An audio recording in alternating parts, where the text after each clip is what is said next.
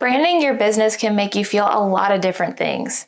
Inspired, overwhelmed, confused on where to start, maybe stressed out even, but also excited. If you're just starting out, a lot of times it's helpful to follow a step-by-step process to guide you in branding your business. So that's exactly what I'm going to give you in this video.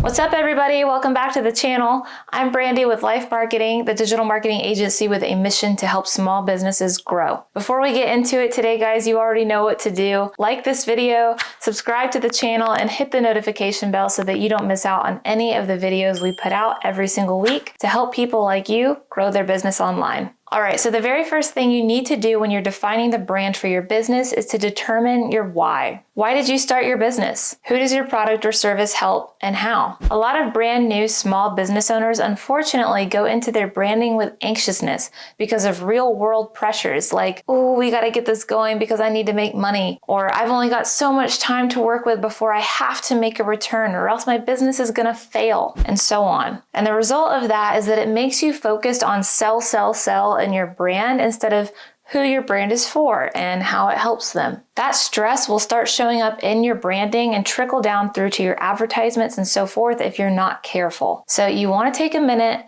shred any financial stresses or business deadlines worrying you for just a moment, and allow yourself to get into a creative headspace and determine your why. What is the point of this business? Who does it help and how does it help them? Write that down. This will be the foundation to the rest of your brand, because anytime you get stuck or need some creative direction, you can always refer back to this and it will tell you why you started this business in the first place. All right, and then the second thing that will probably come naturally as a result of step one is to nail down your niche. Who is your target audience? We've all heard the saying that if your audience is everyone, it's no one. I know it's tempting when you're first starting out to say, I want everybody to shop from me. Let me see that moolah. But the secret ingredient to what makes a brand successful is that it comes from a unique voice for a specific audience. So if you're trying to generalize your brand for everyone, it's not going to work. So let's say you're opening a restaurant, for example.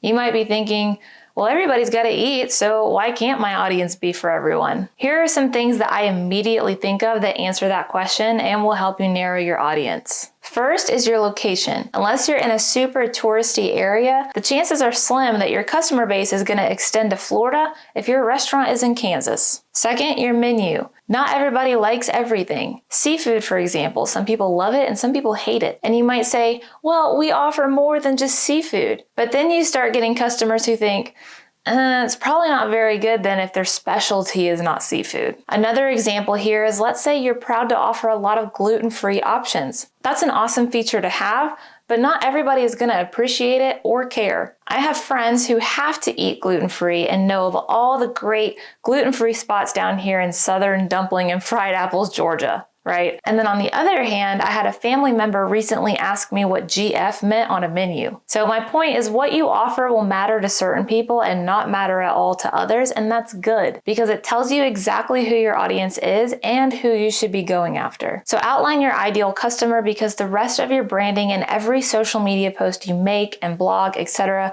should be created with that customer in mind. All right, now before we move on to step 3, here is a quick message from one of our co-founders, Sherman. Hey, we just helped a small business make over $1.5 million through Facebook advertising. And after managing millions of dollars in ad spend for thousands of different small businesses, we have decided to give away everything we learned to you in a special program. If you want to learn the blueprint to success, the best practices from some of the fastest growing companies in the world, and all of the different tools you will need, then sign up for our social ads training program today. All right, step 3 is to determine your values. What does your brand stand for? You've written out your mission and specified who your business is for.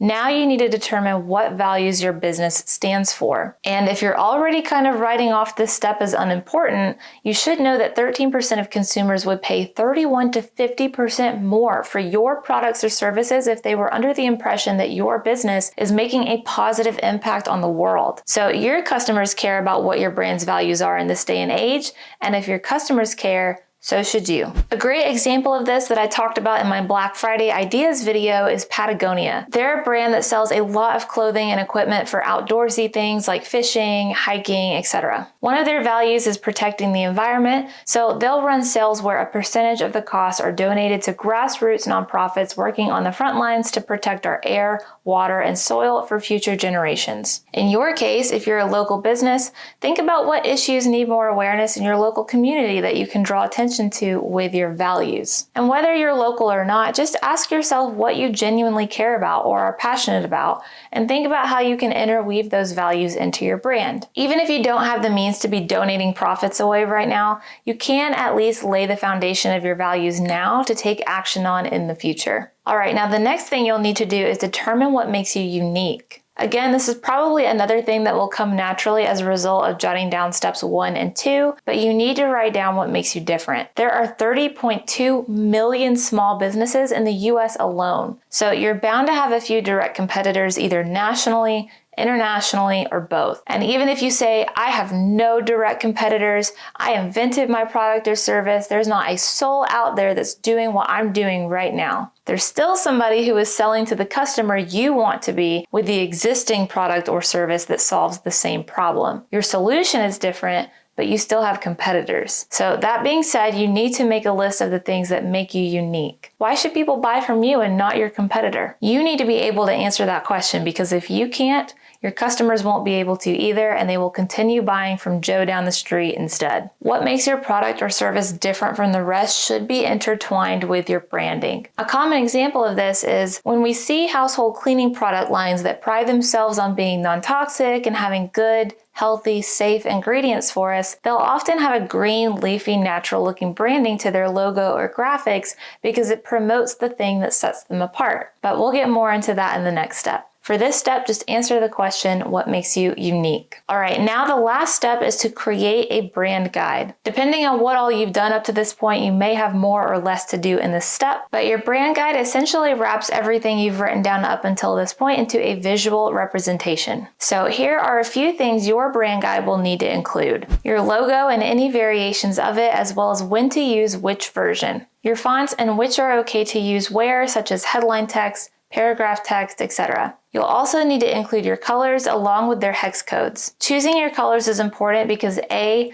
different colors make people feel different things, and B, using a signature color can increase brand recognition by 80%. And we need all the brand recognition we can get, right? So I'll link that video in the description if you need help with this part, as well as Jelly's video on how to create a brand guide, because these are the visuals of everything your brand represents, so I can't stress enough how important this part is. Now, if you already know what your logo is and your fonts and colors are, etc., then you need to put all of this information together in a brand guide, because as your team grows, you'll need to be able to quickly communicate what you need done and how it should look. Having a brand guide will help ensure that no matter who creates what for your brand, it all looks cohesive, which then helps with brand recall and making your brand recognizable. This is important because brand consistency has been known to increase revenue by 33%. And the most efficient way to provide consistency is with a brand guide that everyone on your team has access to and knows to follow. So at this point, with all of the information and instructions,